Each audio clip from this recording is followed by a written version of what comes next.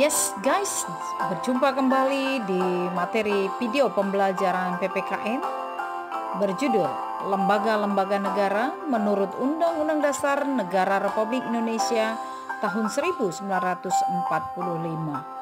Good Governance Republik Indonesia.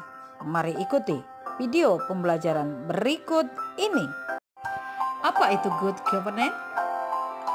Interaksi antara pemerintah, dunia usaha swasta, dan masyarakat yang bersendikan transparansi, akuntabilitas, partisipatif, dan lain sebagainya.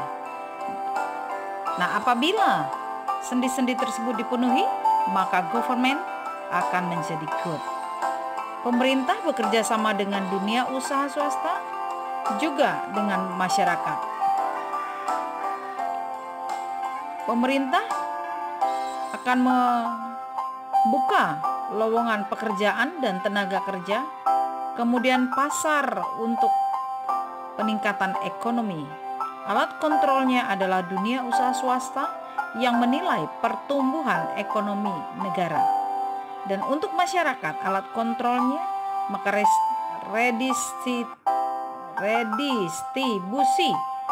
restitusi melalui pelayanan masyarakat. Sekali lagi, apabila sendi-sendi tersebut dipenuhi, maka good governance akan terlaksana dengan baik.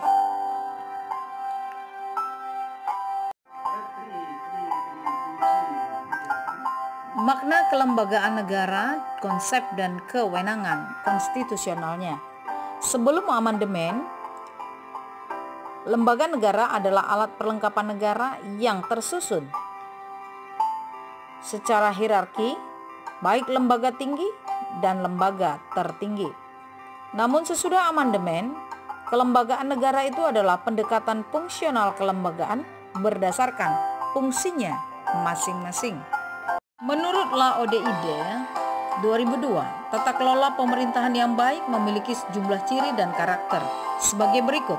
Yang pertama, terwujudnya interaksi yang baik antara pemerintah, swasta, dan masyarakat. Yang kedua, komunikasi. Adanya jaringan multisistem baik antara pemerintah, swasta, dan masyarakat yang melakukan sinergi untuk menghasilkan output yang berkualitas. Susunan lembaga negara Republik Indonesia sebelum amandemen Undang-Undang Dasar 1945. Ada lembaga tertinggi dan lembaga tinggi. Lembaga tertinggi adalah MPR dan lembaga tingginya adalah DPR, Presiden, BPK, DPA, dan MA. Namun setelah amandemen tidak ada lagi kondisi lembaga tertinggi. Semua adalah disebut dengan lembaga tinggi negara yang diatur menurut Undang-Undang Dasar 1945. BPK, kemudian MPR bergabung antara DPD dan DPR, kemudian Presiden dan Wakil Presiden, Mahkamah Konstitusi, Mahkamah Agung, dan Komisi Yudisial. Struktur ketatanegaraan sesudah perubahan keempat Undang-Undang Dasar 1945, maka di dalam Undang-Undang Dasar 1945, lembaga itu dibagi atas 3, lembaga legislatif, eksekutif, dan yudikatif. Lembaga legislatif yaitu MPR, DPR, dan DPD, sedangkan lembaga eksekutif adalah Presiden dan Wakil Presiden, dan lembaga yudikatif adalah lembaga kehakiman, Mahkamah Agung, Mahkamah Konstitusi, dan Komisi Yudisial. Sementara untuk anggaran keuangan negara yaitu oleh lembaga BPK, Badan Pemeriksa Keuangan Negara. Dalam tata kelola pemerintahan yang baik terdapat 3 unsur pokok yang bersifat sinergi. 1. Unsur pemerintahan yang dipercaya menangani administrasi negara pada suatu periode tertentu. 2. Unsur swasta atau wira swasta yang bergerak dalam pelayanan publik. 3. Unsur warga masyarakat atau stockholder lainnya.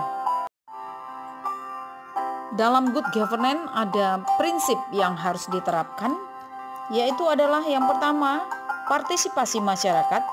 Yang kedua, tegaknya supremasi hukum. 3, transparansi. 4, keadilan. 5, efektivitas dan efisiensi. 6, visi strategis. 7, saling keterkaitan satu dengan lainnya. Prinsip-prinsip tersebut saling berkaitan satu dengan lain, dan prinsip good governance Lembaga Administrasi Masyarakat Transparansi Indonesia memberikan 9 aspek fundamental asas dalam good governance yang harus diperhatikan. Silakan pahami gambar berikut ini, yaitu penegakan hukum, rule of law, transparansi hukum, kemudian konsensus. Berikutnya adalah akuntabilitas, visi strategis, dan efektivitas dan efisiensi. Selain prinsip, maka di dalam tata kelola pemerintahan yang baik itu dibutuhkan ciri dan karakteristik. Yang pertama adalah terwujudnya interaksi yang baik antara pemerintah swasta dan masyarakat. Yang kedua, adanya komunikasi jaringan multisistem pemerintah swasta dan masyarakat yang melakukan sinergi untuk menghasilkan output yang berkualitas. Kemudian adanya proses penguatan diri sendiri, self adoption proses. Berikutnya adalah keseimbangan kekuatan, balance of force, dan keseimbangan kekuatan, balance of force.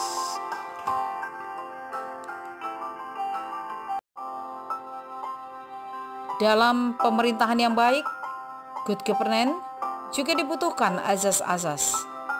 Azas-azas umum pemerintahan yang baik atau disingkat dengan AUPB menurut Undang-Undang Nomor 30 Tahun 2014 tentang Administrasi Pemerintahan adalah sebagai berikut.